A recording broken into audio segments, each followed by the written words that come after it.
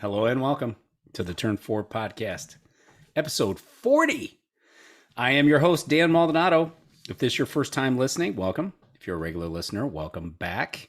This podcast gives a fan's perspective on IndyCar and other forms of motorsport. Before we get started, let me introduce you to my co-host, Tim Renner. Hey, Timmy. Hello, Dan. How are you? I'm awesome. How are you? I'm good. 40? Episode Yeah. 40? Can you believe it? Isn't that great? I cannot believe that. It's been over a year, right? Our first episode was Road America last year, 2022 or 2021, sorry. And, we try to do this every 2 weeks if we, otherwise if there's a special occasion like the Pillow thing, and then as they do back-to-back races like they're doing right now, we do our show. So that's where we're at. Absolutely. So happy 40, Tim. Yeah, happy 40. It's funny because I was talking to my neighbor the other day, and I think it was episode 36. Huh? And I was outside doing something in the front yard, and she goes, "You know what? Your podcast came through," and I was totally impressed. I think I was impressed, maybe not. She might correct me. That it was maybe I was surprised that it was episode 36, I think, at the time. And I said, yeah, we've been doing this for almost a year. So at that time, so I can't believe we're at 40. Wow. Yeah. We're going to pass our age soon. Isn't that great? Mm-hmm. So excited. That's good. So it makes me happy. You thought I was kidding when I said I wanted to do this. Actually, no, I don't think you thought I was kidding. I thought you thought I was crazy when I said I wanted to do this. Yeah, I am crazy, but not about this. Yeah, I thought, but here we are. We're still doing this, and we're still getting along, which is interesting. Yeah. We're good friends otherwise. Yeah, for sure. But you never know when you do this kind of thing and everybody's got their opinion. You never know how things are going to work out. But it's like belly buttons. I know everybody's got one. Don't say the other part of it. So it's awesome. I'm glad to be here. This is after the IMS Road Course Part 2. Yeah, the Gallagher Grand Prix at Indianapolis Motor Speedway Road Course. Yeah. So, which of course is what we're going to discuss tonight. This is the second trip to the IMS Road Course, as you just mentioned. The first one, of course, kicking off the month of May, heading into the 500. But first, Timmy. Yep. A little F1 news as well as IMSA news. We may even have a little court update as well. Oh, wow.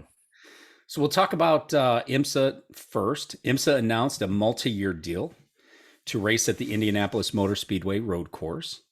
The 2023 event, which will take place in September, will be a 2-hour and 40-minute sprint with longer races expected in 24 and 25.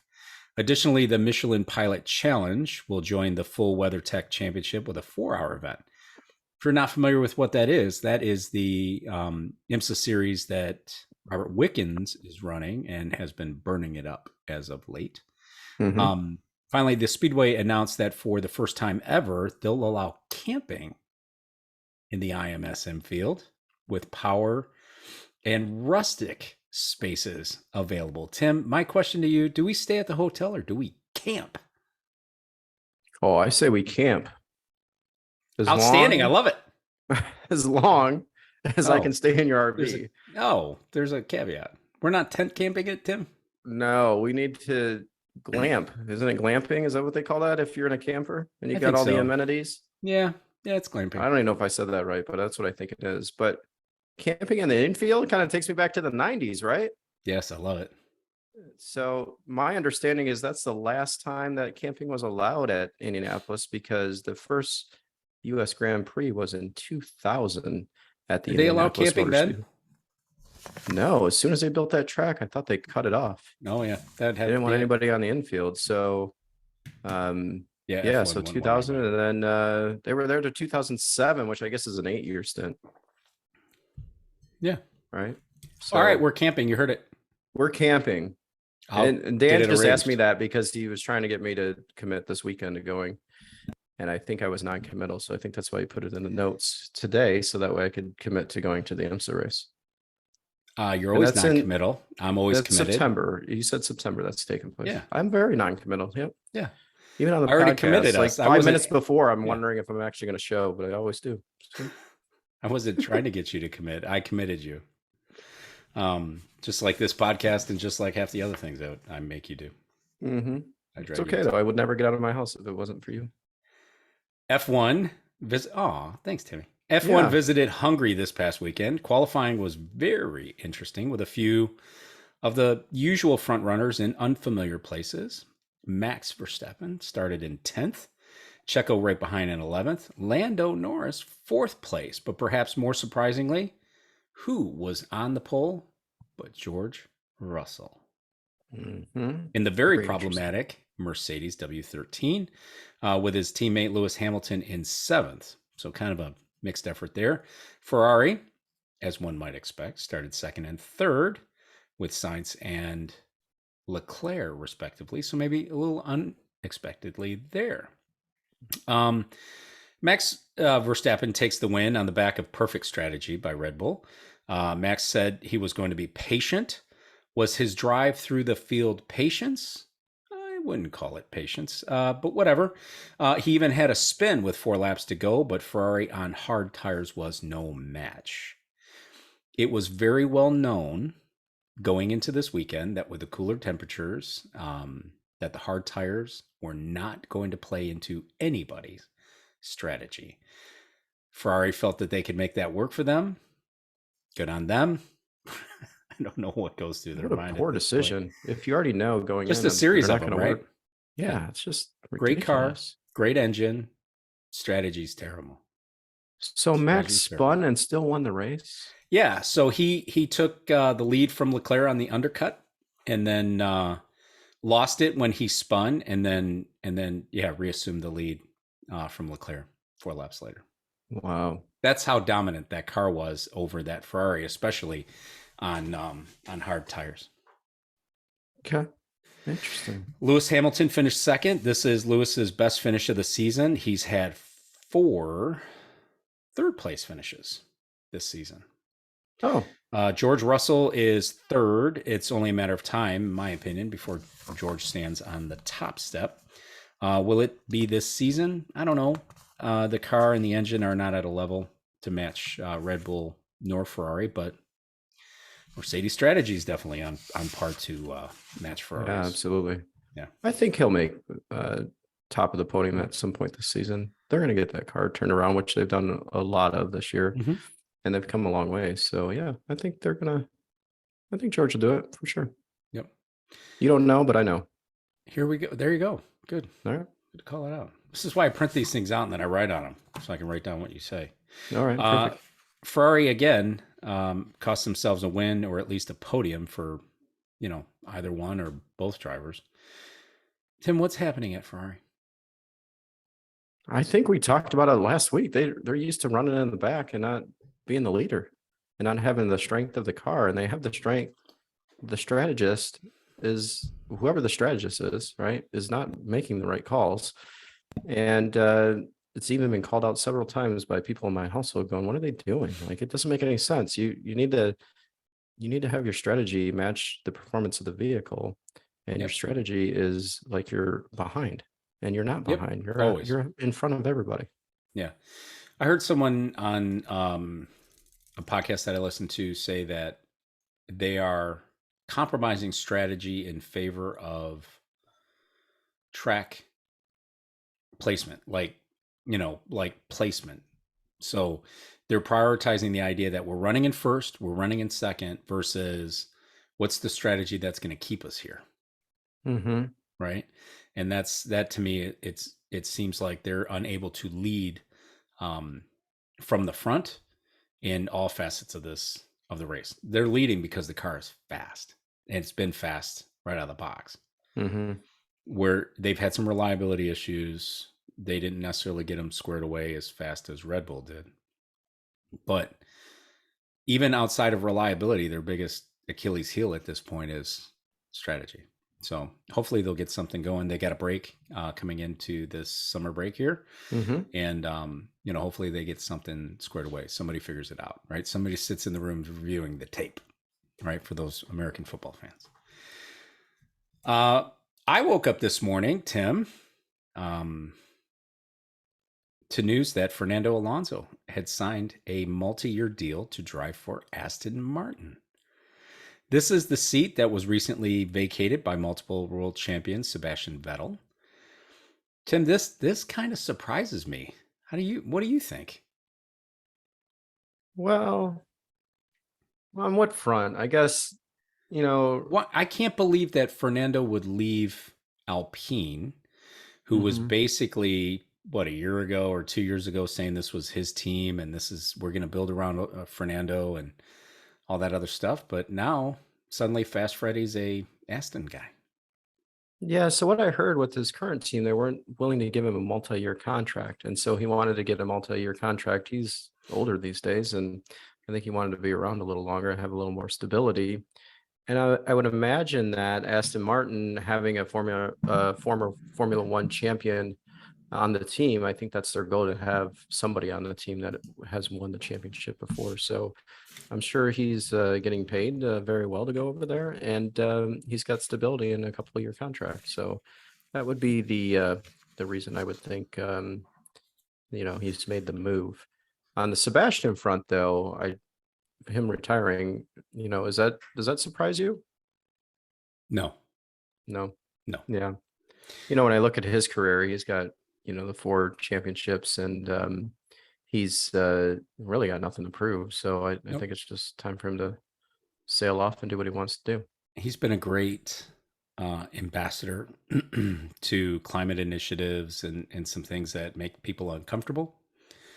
This past season, especially at Aston, and for the platform that he has, which if he had embraced social media a little bit more like some of the other Formula One drivers, even if he manages it himself or has somebody manage it for him, his platform could be even larger. But he has used that platform effectively to talk about some of those initiatives with climate change and some of the things that we need to do for Mother Earth. So that's not a political statement. That's just what I'm saying about Vettel. Yeah. As you and I talked about, I was not a Vettel fan when he was at Ferrari. I am a Ferrari fan. I'm wearing a red shirt today, but it's, you don't know Jack. Ooh, But impressive. I am a Ferrari fan. I was not a fan necessarily of Sebastian when he was at Ferrari. I am a post Ferrari Sebastian Vettel fan. I liked him at Aston. My bigger question, first, let me go back to Fernando Alonso. He just celebrated his 41st birthday just 3 days ago on July 29th. So happy belated, Fast Freddy. This guy is going to be trouble for Lance Stroll out there on the track. That's going to be a wake up call for him to be partnered with Fernando Alonso on track. Yeah, for sure. So interesting. We'll see how it works out.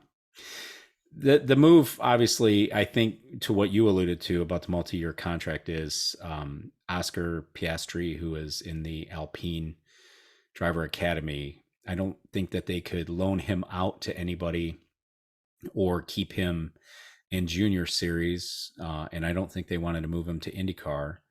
And they didn't want to lose him. And I think that's why they were unwilling to commit to Alonso for any length of time, beyond that, because they didn't want to take the chance of losing Oscar. So yeah, so it looks like Oscar is going to be in that seat, right? He'll be in the F1 seat. Likely, I would say. Yep. All right, on to the feature. Tim, before we get into the team by team, do you like that the series visits the IMS Road Course twice in a season? No, not at all. I kind of hate it. All right. Well, they've already been there. They already did it. Why do it again? Yeah. How do you feel about IndyCar being the warm-up act to NASCAR, Xfinity, and Cup? I hate it. Same answer. Yep. So ditto as the previous answer. So yeah, I don't like it. I like that they come together. I don't think we should be the There's no way to do it though, right? I mean, how do you do it if you're going to put them together? There's no real way to do it. You flip a coin. Who gets to race on Sunday? Know. Yeah. So if you're going to bring them together, it's hard to do it.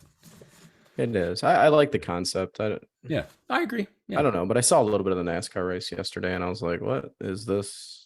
If there was a penalty for avoidable contact, could you imagine what that would look like in the NASCAR world? Because you could pretty much push and shove anybody you wanted to, and it was like bumper cars. Put everybody to the back.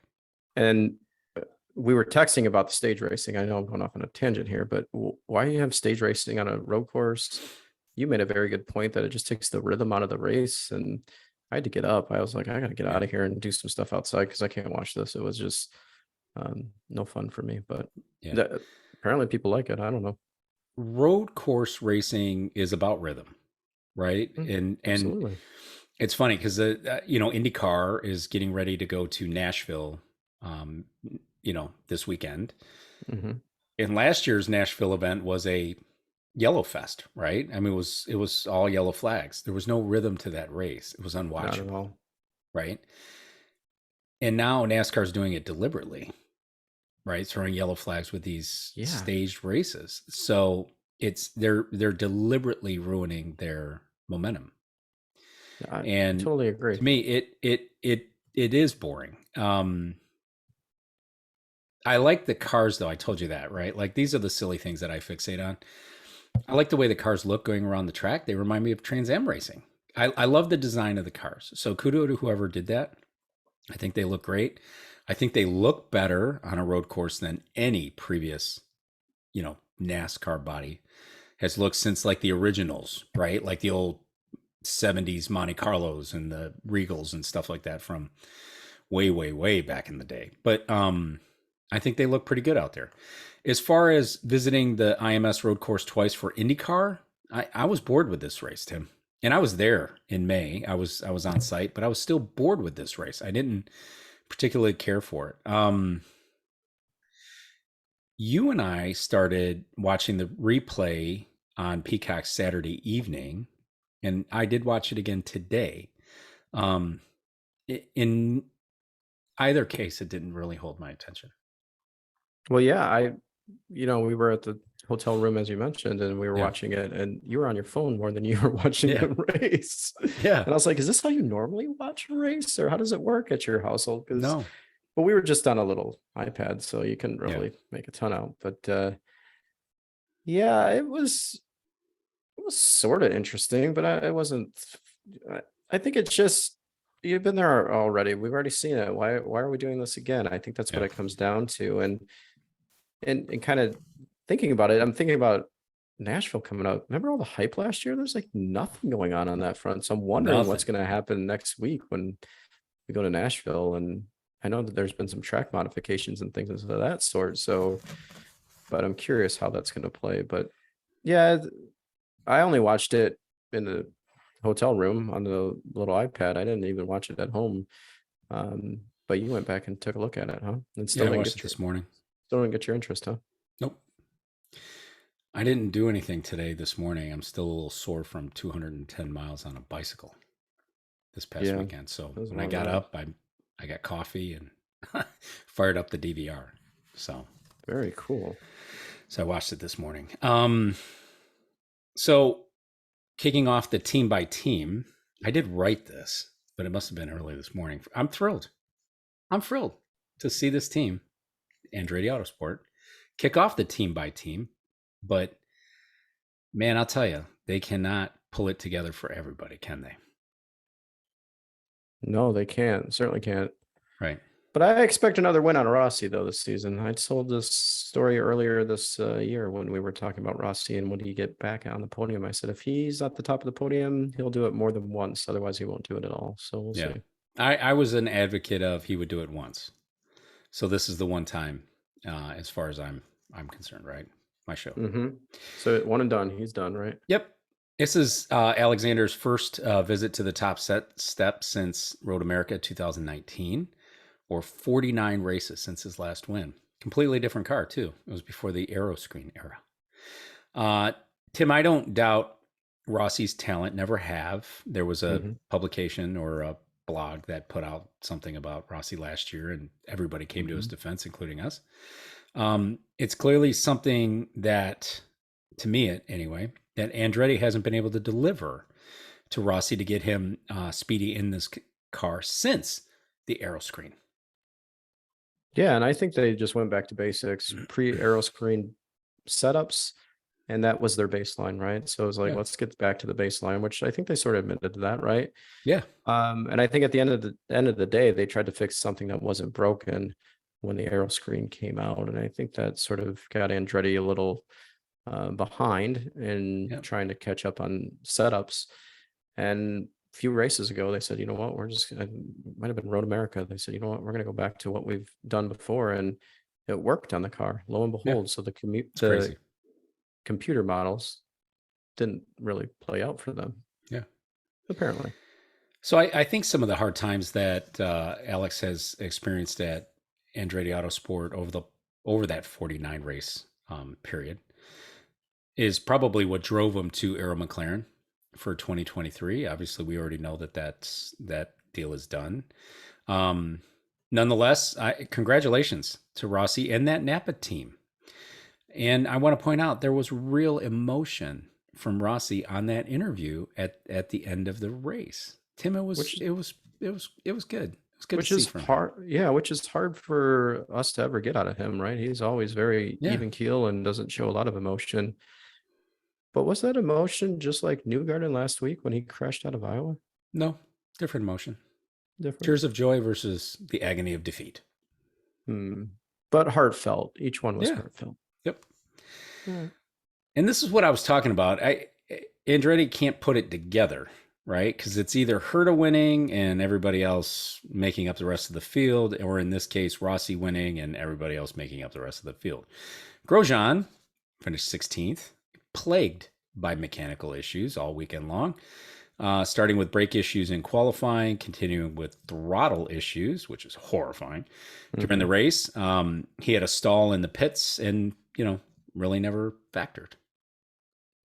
You're right. He has not been around all season. It's been really hit or miss with Grosjean. And let's just face the facts. I think he had a better season last year with Coin. Mm-hmm. And I think this is going to hold true throughout the whole season. And Yeah. additionally, I think not everyone said he was going to get his first win this year. I did. Do you still think that's going to happen? Increasingly less likely. I would think that the IMS Road Course would have given him, his best chance because it's a true, European road course, so to speak, right? So I would have high grip, European influenced, and that's where I would have expected him to win. And they go there twice. Mm-hmm. So why wouldn't he? Do I expect him to win on streets? No, I don't expect him really to be a factor in Nashville, but I mean, what do I know, right? Well, I guess you got Portland and Laguna Seca coming up, right? Those Portland's a mess. I think Laguna probably be a good shot. He was really tough at Laguna last year, if you remember, in coins. So, yeah, we'll see. We'll see what happens. I think the window of that opportunity for him, I think, is increasingly less likely as the season goes on. We'll see what happens next year. Because as we know, that team is looking for additional change. I am looking for something, but I'm gonna move the show along here. 18th, Devlin D. Francesco, ongoing struggles for the guy who was made aware recently that his seat's kind of up for bid in 2023. Yeah, wasn't necessarily given the Captain America and Mayor of Hinchtown treatment that those two got last year, but it's a fact that Michael is looking at that seat potentially being available to somebody. I think, as we've talked about, Andretti Autosport is stretched incredibly thin. But I also think that with Ryan Hunter-Reay, kills me to say this, gone, there's really a lack of leadership there. Even with Hinch gone, there's a lack of mature leadership there. I don't think that's not that's not in Rossi's DNA. That's not in Grosjean's DNA, even though they're veterans. It's not in Herta's personality. So that team lacks a real sort of mentor, right? Like a who's the adult? Yeah, I would think it would be Rossi, though. That's what you got to look at when you look at that team. It's got to be him. Yeah. And so I'm shocked if that's not working out, because I think that's why Arrow brought him over to sort of be the mentor and the team leader over at Arrow to help the team along and get them where they need to be. Because as we've seen, they're good on setup for one hot lap, but then in race trim, they just don't seem to execute all the time. Yeah. So I'm not sure how that dynamic's going to work if you're saying, and you believe that Rossi's not the leader at Andretti, that what's his role over at Arrow going to be? I hope it's not that. Yeah. Obviously we don't know him, right? We're not insiders. Yeah. We've never really interacted with him. We listen to the podcast, we see him on TV or whatever, but we don't know how vocal he is in the engineering room. We're not privy to that. And I think I said it earlier this season. I think I've said it a couple of times this season. Pagenaud, who is in the room because Andretti provides engineering support to Shank. Mm-hmm. To me, I'm surprised that Pagenaud is not a better voice inside that room. Which I don't think they all get together as They do. quote unquote teammates. They do. I thought Yeah. the engineers did. I don't think all the No, they drivers do. sat together. Yeah, because the drivers have to as well. Hmm. For the debrief, make sure everybody's on the same page. Make sure everybody's experiencing what they're experiencing, and then they share the data from there. But we always think Simon's older than what he is, and he's been around a lot, and he's really still not that old. He's early 30s. So right. I think if you go back and you go, okay, let me look at what the dynamic was at Team Penske, who was the leader there. It wasn't Simon. It wasn't him. Power. It's a different team dynamic. Though, I know it's at Penske versus Andretti, and I think Andretti needs some guy. They need an adult in the room there when it comes to those drivers, and they don't have it. Right. Yeah. What we were talking about, I said it last year when they announced that Grosjean was leaving for Andretti, that I almost felt like he was better off staying at Andretti. At Coin. Or staying at Coin. That's correct. Yeah, I know. You did say that, which was, I was surprised. I was like, no way. And I still believe that. I would have stayed at Coin probably another season. I believe that now too. He should have stayed there one more season. He finished options after that. Yeah, he finished 15th at Coin last year. He's 15th after Toronto. After Toronto. So this isn't updated, but I wanted to see where he was at Coin. So he finished 15th. Yeah, I'm going to pull it up right now. He finished 15th, and right now he is 14th. 1 place better. Yeah. 9 points or 11 points ahead of Christian Lundgaard. Yeah. So not necessarily better. Better check, I'm sure, right? Yeah, I'm sure of that, right? Yeah, definitely. Yeah. Colton Herta finished 24th. Colton rebounded from his 9th place start quite early. I mean, he led. He was in front. He was probably going to be one of Rossi's strongest adversaries, right, toward the end of this race. But unfortunately, another mechanical issue at Andretti, leading to a DNF. We don't know if it was clutch or transmission or whatever it was that ended Colton's day. Yeah, and I kind of put that on Colton. I think he hit the curbs a little too hard and broke something. I don't think it's a team issue on that one. According to Hinch on the broadcast, who we love, right? But I have to say it only because you said it when we were watching the replay on the iPad on Saturday. He was in gear when he hit that curb. Well, you always have to be in gear to go somewhere. So don't you? I don't know. So I expect him to be in gear when he's going through the S's. Yeah, okay. Aren't you always in gear? Yeah, aren't you always in gear? I don't think so. Second team. Wait, what? Rahal, Letterman, Lanigan. It's about time, Timmy. This team gets it. They're the second team we're talking about today? Yes. Wow. On the back of Christian Lundgaard's second place finish. I think this is a much needed spring in the step of this team. We're all surprised. Are we not? Yeah, I'm pleasantly surprised. Yeah. But you're not surprised. A little surprised. Well, no, I'm not, from the perspective that Lundgaard was as strong as he was last year, because this was where he got his debut. Prior to any of us really believing that Lundgaard was going to be part of this team full time. He came over and he killed it. Remember, I mean, he finished. I think he qualified fourth, right? Which was like the best Rahal qualifying effort amongst Sato and Graham last year. And is it a surprise? Not necessarily. Again, like I said with Grosjean, this is a European style track. They go here twice, so this is the second time he's seen it. They are on the rebound. They've picked up something after we've talked about. They did that test session at Sebring, so they've been able to pick something up. And is a second place a surprise? Yeah, I'd say second place is a surprise. Is it a surprise that Lundgaard and Rahal did well at this track? Not necessarily.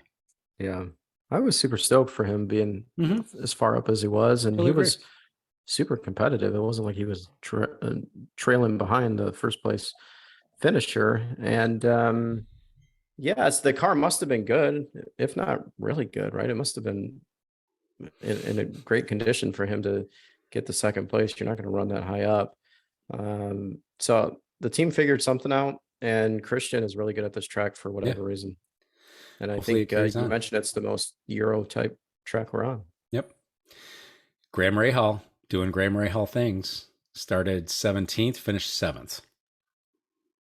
It's just one of those Graham Rahal things, Tim. Yeah, it's still not a top 5 or a podium this year, which it's kind of, I want Rahal to do better. So I'm a little disgusted. Are you disgusted by it? Yeah. I'm disgusted. I'm a little disgusted by it for sure. Yeah.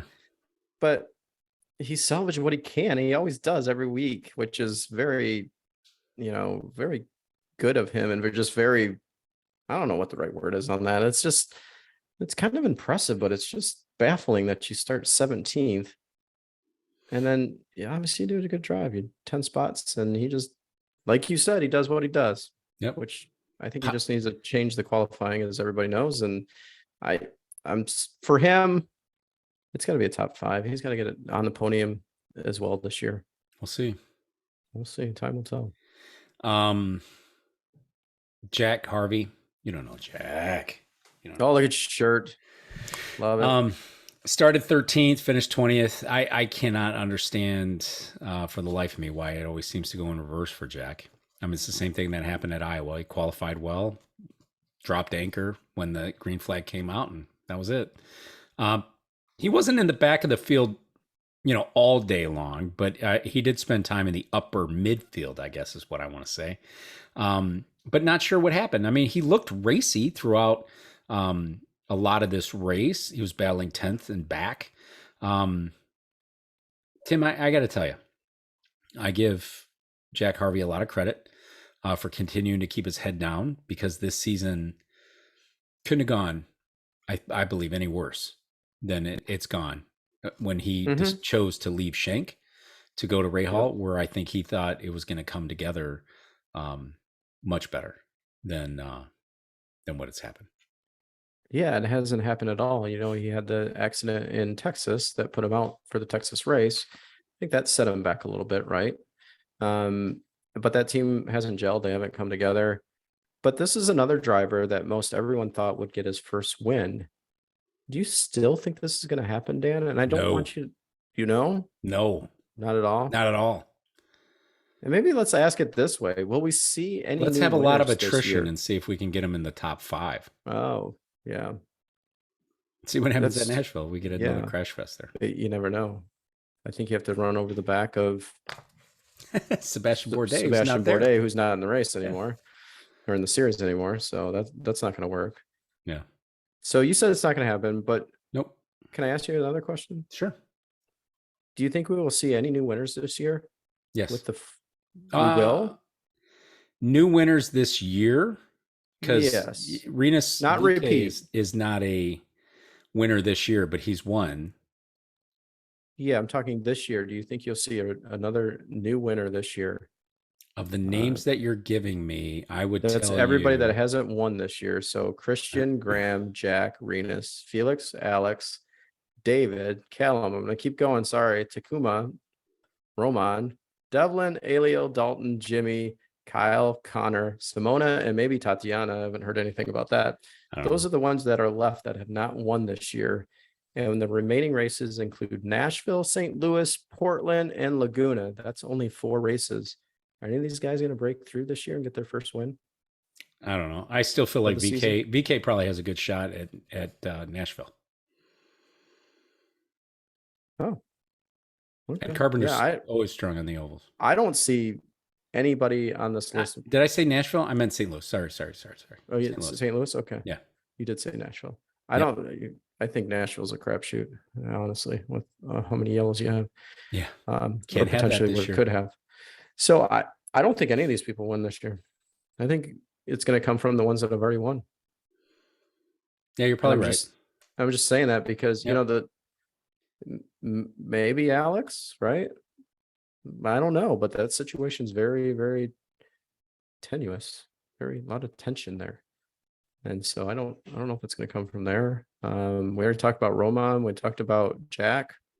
Oh, the rest of you're them, talking who about knows? Palou. Yeah. I don't know. Yeah. It would be really nice for him to get a win at Ganassi. I think that would help that situation a little bit, but I don't think that's going to happen. Yeah. I don't know. Penske.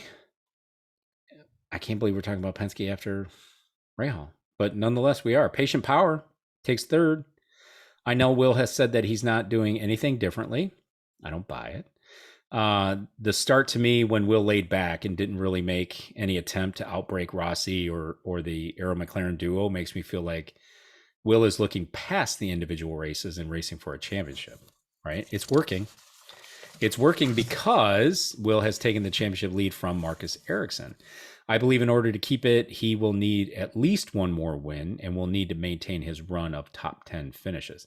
He's going to need to maintain his run of top 6 finishes is what he's going to need to do. 4 races left, right? Yeah. Four races left. He's the same guy, but a different outlook on, the season, and it's done well. And he's sort of having a Dixon-like season, which is crazy. 21. Yeah. Right. Yeah. 21. Yeah. Totally. So it's we'll see where it plays out for him, but leading the championship, way to go. Yeah, he's still my guy. He's still the guy I picked for this. So McLaughlin, Tim, 4th place. By the way, Penske's 3rd, 4th, and 5th, which I love that. Are you surprised that Scott moved through this field from 15th to 4th? I am, but he's found his stride. Yes, he has. So he's 7th in the points, and I think next year he's going to be a very serious contender for the championship. And it was a breakthrough for the first race in St. Pete when he won. Since then, he's done well. His personality's come out, and he's gelled with the team. So I am a little surprised, though. That's a long ways to go, 15th to 4th. But he kind of rode like, can I even say this? Graham picked up 11 spots. Yeah. Graham picked up 10. Yep. I want to have an episode in the off season that just says gelled. Because you and I talk about that. You put more stock in gelling with the team than I do. Yeah, you got to have that camaraderie with your teammates. I don't think so. Have that momentum. I don't think so. Success breeds success. Not even a little. He's at Penske. If you're not already breathing in the but you got to have success, then you're not paying attention. But I don't buy that you need to have a great relationship with a teammate, and I don't think you got to have a great relationship with your crew either. Does it help? Absolutely. Do you want to be a total, what head out there with your team? No. But do you have to gel and be Mr. Pitchers of beer and pizza? I don't. Well, I don't call gelling that. I call it gelling. You pay me a lot of money to drive that car. You expect me to win. That's what I'm going to do for you. But gelling is having good communication and having that sense of what your driver needs from an engineering standpoint and even from a crew. I think that's what the gelling is. I'll buy that. It's not going out and having beers, but I guess that could help. I don't know. Yeah. I'll buy that. Okay. Look at that. You convinced me. Well, good. Finally, one thing. After 40 episodes, I finally got my point across one time. One time, Tim. Check mark for Tim. But no, I'm serious. Like, he's going to be a contender next year. I totally agree. They keep that unit together. They keep gelling. I'm going to say they're gelling. It'll be so good. Yeah. So I'm super excited for him and the team, and 4th place finish after abysmal qualifying. Yep. Good deal. Good deal. Joseph Newgarden, 5th place. Thankfully, the head injury that Newgarden suffered after Iowa which wasn't a result of the crash. It wasn't serious enough to keep him out of the car, so he's able to carry on with his championship pursuit. Tim, when we watched this on Saturday, I guess I was in Formula One mode because I was kind of expecting or wondering if I don't know who's trying to call my office. It's driving me. I know you keep getting phone calls. I wondered if the team would swap Newgarden and McLaughlin because Newgarden's in a championship hunt. But you had a great point. You can't do that. Yeah, because there's no way. Yeah. Because Power is who that championship leader is. So it would be making favor over the guy who's in third, right, in the championship over the guy who's in first potentially. Yeah. So you can't make that move. You got to just let him race it out because you know how angry Power would be if. I love the word that you used, outraged. He'd be outraged. Totally outraged if, the team orders came across to let Newgarden by to close the gap to Power. Power would have been really upset. So there was no chance they were going to do it. And obviously the results show that they did not make that call. Yeah. Which last week, Chip Ganassi Racing should have made the call for Johnson to go one step back so Ericsson could have the spot. And they didn't do that. So they lost 2 points. Yeah. I don't know if they were trying to repay Carvana's loyalty to the series and to the team by getting Jimmy, his best finish in IndyCar or not, because it would have been either way. I think it doesn't make any sense that they didn't do that. No, it doesn't. Jimmy was on his tail last week and I was like, don't let him go. Don't let him pass. He said, hold position, but no, they let it happen. Yeah. Ed Carpenter Racing, 6th place for Rinus VK. I think he's coming along nicely. He had a very slow start to this season. He had a very slow back half of last season. So finally he's in there. And of course it's a contract year. His lack of consistency is being pointed at him versus the team. He'll need to continue along this track to ignite interest from the likes of Aaron McLaren or Ganassi or Andretti, possibly. If Andretti's not looking for that team leader veteran type, then I think Rinus would fit in fine at Andretti's. Nice person, right? He's not going to go in there and rattle any cages. Conor Daly, 17th on a day where he called for the ban of Devlin DeFrancesco. He should be banned from the series or removed from the series, whatever he said, while later earning a penalty for blocking. You do. Yeah, so you do you, Conor. Yeah, exactly. That's crazy. But yeah, anyways, I'm happy for Rinus and for Ed, right, for their finish. That's good. There was a lot of expectations coming into this year. We have more gelling. Yes, way more gelling. And so this result is surprising to me. Yeah, more gelling. You're absolutely right. They gelled. That is totally right. I'm totally cracking up. But I'm sure the team was really happy. Rinus has had mixed results. He's had 5 top 6 finishes, which I know is weird to say. 7 finishes 13th or worse. And for those that are counting the number of races, he had a 10th place finish to round out this year thus far. So he's had a mixed bag of results. And I think everybody thought he was going to do really well in Indianapolis at the 500. And he put it in the wall, but he was very quick there. But as you mentioned, it's a contract year. And I think he'll land somewhere good, if not in the same spot. Neither one of us have VK in our top 10 for the championship picks for the season. And he is 3 points behind our mutual championship pick of Colton Herta. In 11th spot. Yep. 3 points. That's it. Which is unbelievable. Which is incredible because everybody looks at Herta, right? Oh, he's having great. He's great, right? He's great. That he's 10th place and he's 3 points ahead of VK at 11th, who's been inconsistent. Right. So, what does that tell you? Ganassi, I would submit to you, Tim, and listeners that this is a very un-Ganassi like weekend. A quote from the 7-time champion who finished 8th place, Scott Dixon. It was amateur hour during qualifying.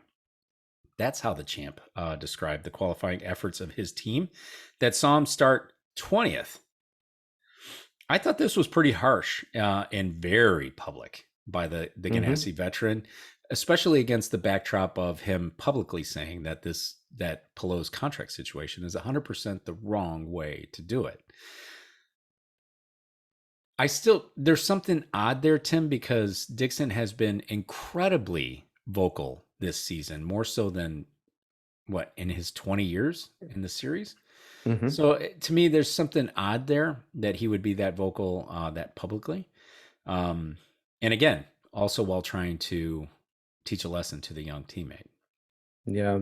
And how I see it, it's a frustrated team leader just lashing out, and probably not appropriate, but Dixon has had it with poor qualifying results, right? He would never be able to drive for Rahal, Letterman, Lanigan, because those results would be every weekend. He has high expectations and should, based on how the team has performed and how he has performed in previous seasons. So his expectations are way up here. Yeah. And this season, they have not done well. But given all that, he's still in the championship fight. So that tells you a lot about him and his skill and how good he still is to be able to drive that car. I have Dixon finishing 5th, and you have Dixon finishing 3rd. He's in 4th, so our average is right. Yeah, so, and he'll be there to the end for sure. Totally agree. And as a leader, maybe you can lash out like that. I think I don't. Not with everything that's going on, it almost feels like piling on. Yeah, it almost feels like they don't need the extra noise. I had mentioned to you earlier in the season that he was bashing the Dallara car and how it's slow and I don't know the exact words. And I was like, that's really harsh that he's like bashing on the series as a whole, in my opinion. Yeah. And you didn't think so at the time, but this one you've changed because of the everything that's going on related to Palou and the lawsuits and the contract gate and all that stuff. I don't think they need that, right? Like, I think they need to keep, the dirty laundry is already out there. They don't need to keep throwing any additional socks and undies out there to add to it. Yeah, maybe he's just angry that angry, Scott. Rip somebody's face off in the trailer. But maybe he's angry at the situation you just mentioned, the Palou situation, and that it's having an impact on his team. And he's not. Apparently, I don't think you'd call the team out as amateurs. Yeah, amateur. If that is the case, so maybe he's just frustrated. Number one, with his teammate. Number two, that his team has been impacted by it. Yeah. Palou finishes 10th place. Really not a factor. I'm not sure that it's really due to him or anything he didn't do well, or if it's just the setup that Ganassi brought, because it just feels like it's the setup that Ganassi brought. Unfortunately, I think what's going to happen is any finish like this for Palou is going to be, it's because of the contract. It's because of the contract. I think that's what you're going to see is people reacting in that way. They had a bad weekend. The whole team had a bad weekend, right? Dixon 8th, started 20th. Palou, right, finishing 10th, started 7th, so that wasn't great. Ericsson, 11th place, started 25th, And Jimmy Johnson, I don't really put back into that, right? Because that's not the expectations for Jimmy on a road course. But when you look at that, I think that's where you're at with that. My commentary for Palou finishing 10th is it was a bad Ganassi setup. Yeah, I suppose, but I would argue that the Palou situation has something to do with it. I don't. They had a great Iowa weekend, not qualifying finishes. It was going on at Iowa too. Goes back to gelling. No one's gelling on that team. Nobody's gelling. That whole organization. That's baloney. I buy that even less. Nobody there is new. And the only team that would be impacted by the gel running dry is Pelot's team. It's got to be awkward though. If anything, it should be galvanizing the rest of these guys. Like, we're going to do everything we can to make sure that Pelot doesn't walk out of here with a championship to Arrow. He doesn't take the number 1 to Arrow or wherever the hell he's going. Right? Yeah, wherever he's going. Well, that's interesting though. So if you go back to the first race at Indianapolis, the road course, you have Marcus finishing 4th, which is good. Scott 10th. Looking down the list here, Pelot 18th. Wasn't great. No, it wasn't. I think great at all. He had a couple of spins though, if I remember correctly. I think he got hit by somebody into turn 1 and then stalled it or beached it or something on a crazy angle. There was, if I remember right. Yeah. So they sort of improved on some, a little further back on others. Jimmy, the same spot. He, got 22nd on both races, but yeah. 22nd for Jimmy Johnson. Back to reality. Ouch. Welcome home, Jimmy. Ouch. Couple of words on Pelot contract dispute. Ganassi Racing filed suit in civil court against Alex Pelot's employment entity for breach of contract. I've mentioned to you this weekend.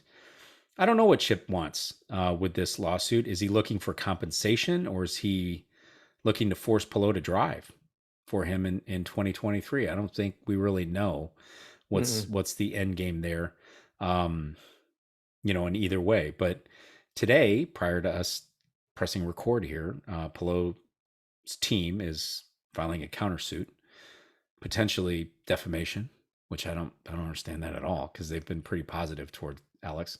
So maybe there's something else there that they can point to being defamation or defamed him somehow. But perhaps a bigger issue is they're trying to move it to federal court. They're trying to say that Pelot is a permanent resident of Spain. His racing entity is a Spanish company, and that Chip is a resident of Pittsburgh. So they're trying to move it to federal court. Why? I don't really know. The only reason I would think that they would move it to federal court is they didn't get to get done by August. It isn't going to get done by the end of this month. And if Ganassi's trying to be expeditious because he has to get on the driver market and figure out who's going to drive that 10 next year and who's acceptable to NTT data in that 10 next year, that's why Chip needs to make it quick. If you're Pelot and Pelot's team, which by the way, we're going to have to talk about that too. If you're Pelot's team, you try the delay game, right? Because then that means Pelot's in charge. Yeah, I think you're right. And I think if you play the delay game, I don't think you can really kick him out of the car this season while that's going on, right? So he's still able to drive, because if you take him out of the car, then that's going to have an impact on the court ruling, I believe. Yeah. And defaming him and going through that whole process. So yeah, we'll see how it plays out. It's just ugly. Yeah, I think first of all, I would tell you, and we had a moment there, right, in the last episode. I think he's getting bad advice. Unfortunately, this poor kid, I think he's being taken advantage of by some people who have less than, the best interests at heart when it comes to this. I'm defaming his team. I don't, okay, sorry. But that's how I see it. That's my opinion. I'm entitled to it. Okay. I don't think he's getting the best advice out there. Unfortunately, I think he's too far into it now to turn around, because I don't think he can fire that management team without owing them a significant sum. And he can't stop this lawsuit, because I think it's just a virus now, right? That's just going through, and he's not able to get it back under control. Yep. And it's unfortunate. Will it ruin his career? I hope not. Could it? Sure. It could. If Chip sues him and Chip keeps him out of a car for a couple of years, you never know. Could right? totally. You never know. It's I'm me though. And when I look at this, a lot of times I still in the back of my head just think, dude, just walk in the trailer and say, Chip, can we talk? Just you and I. Go work it out. But I'm me. Because that's sit down on the table and yeah. But I read they haven't spoken since all the litigation has started. So there's been no. It's unfortunate. Or ever since the press release. Yeah, those two aren't gelling. No gel there, man. No gel there. Arrow McLaren, lots of gel going on there. This, except for now, this team didn't seem to, be able to cash in on the promise of their qualifying efforts. Felix started on pole. He led 7 laps early, but fell back and didn't really factor after that. He finished 9th. Pato started 3rd. He got pushed around a bit in the beginning of this race. He got spun at the start, rebounded for a 13th place finish, which I'm sure for him is infuriating. But I don't know. What do you think, Timmy? Yeah, I just don't think they've figured out race setups. Yeah, it's race setups. They got qualifying setups down, but not race. And I think it's just the learning curve that the team's going to go through. And with some leadership, with bringing Alex Rossi over, they'll be able to get it done. You only say that because you know it's going to aggravate me. I know. That's the other reason I said. Coin 13th for Malukas, who was scrappy in the midfield for most of the day. Sato likewise scrappy to finish 15th. And honestly, we wouldn't expect anything different from Sato-san, except for not at all. He's always sending it, right? That's what Paul Tracy always used to say on the broadcast. He's sending it. Yep, sending it. Send it, yeah. Callum Ilott finishes 14th. It was announced last week, Tim. Imagine that Callum has signed an extension. Press release conference at everything. Indianapolis Motor Speedway. And you and I thought it was the much anticipated second car at Juncos. You and I talked to Ricardo Juncos at Detroit, and he was adamant. It wasn't even one of these couched, phrases, which I hate also, right? Mm-hmm. Hey, we're going to run a second car if we can find the sponsorship, right? You and I are going to run a car if we can find a sponsorship. Yeah, it wasn't that. It wasn't that. He was running a second car. Yeah. So I was so confident that it was a second car that our Twitter handle even started, telling everybody that's what was happening. That's right. It was still a great announcement, though. Now I know when they have their second press conference, or our team knows that it's going to be a car announcement. It's going to be a second car. So when they do that, it's going to happen. I promise that. And I guess, Ricardo, don't let me down. Yep. Shank, forgettable weekend for Meyer Shank Racing.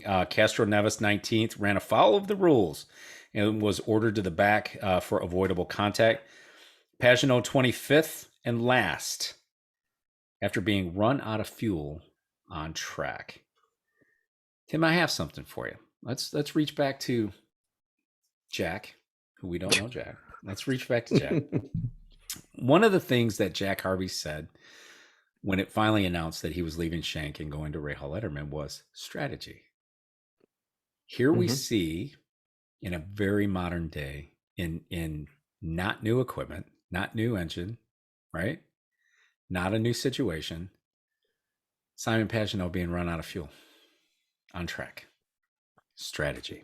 It's baffling. Yeah. I believe in this case, this is probably what Jack was referring to. Yeah, but I think so. But did you forget to recalibrate the telemetry in the car to say, hey, it's going to go out of fuel? Like, how do you make that? It's ridiculous. It's baffling to me. Yeah. It's just not that good. So do you think Jack made the right move?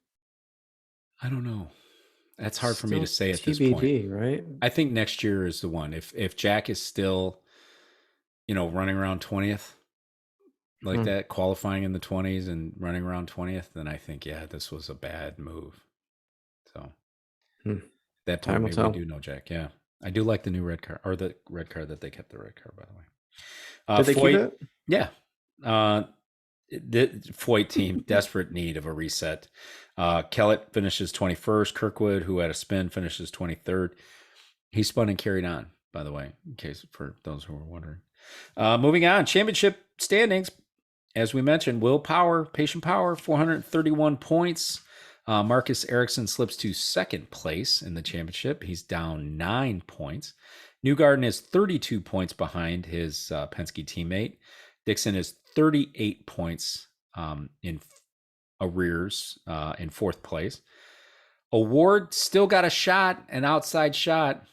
He's down 46 points. Palou down 52. That's looking increasingly less likely, but he could still finish top four. McLaughlin 81 points behind, Rossi 113 points behind. I think it's over for McLaughlin and it's over for Rossi. I don't think it ever really got started for Rossi, to be honest with you.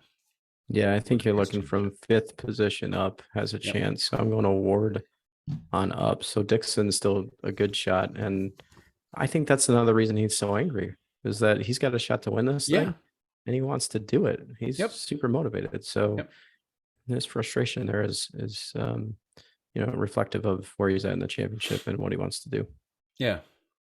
A series continues this grind by heading into Nashville this coming weekend. This will be the second race on the streets of Nashville.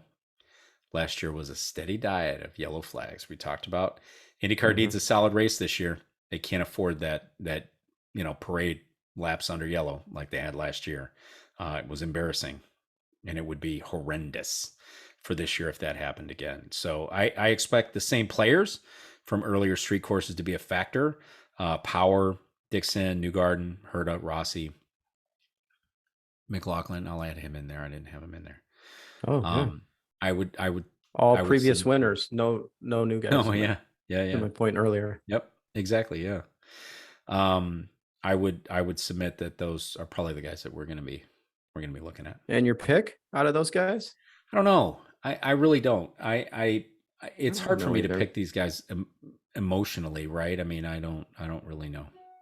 Yeah, I think it's anybody's game going into Nashville with the concrete walls and the tightness of that track. And hopefully they got the transition figured out over the bridge, because I know that was a big factor. Yeah, it was weird coming down. Yeah, last year. So, and they've opened up some of the corners, I think, a little bit. So hopefully it's not a yellow fest. And I think, and I don't think, I know when we spoke to Hinch about it on our show, he said that was, all the drivers' faults. The drivers need to take care of each other. Yeah. Really not the track makeup or, anything with the weather, or it was just the drivers being overly aggressive and not taking care of each other. So hopefully they learned from last year. It'll go, which it could go green for a long time. You look at Detroit race, it wasn't a single yellow except the very, very end. So they know how to do it. Let's see what happens this weekend. Yep. I'm looking forward to it. I think it'll be a good race. I really am looking forward to it, though. I am as well. So, that's it. That's all I got, Tim. All right. That's all I got too. Great job. Thanks. Continue to engage with us on social media. We love that. Our Twitter handle, email, our website, which is in desperate need of an update. It's on my to-do list. And then, of course, our YouTube commentary. We seem to get a lot of great commentary on our YouTube channel as well. So please continue to do that. We enjoy that. So thanks for listening, and we will catch up with you after Nashville coming up here in 1 week's time. Take care. See you, everybody.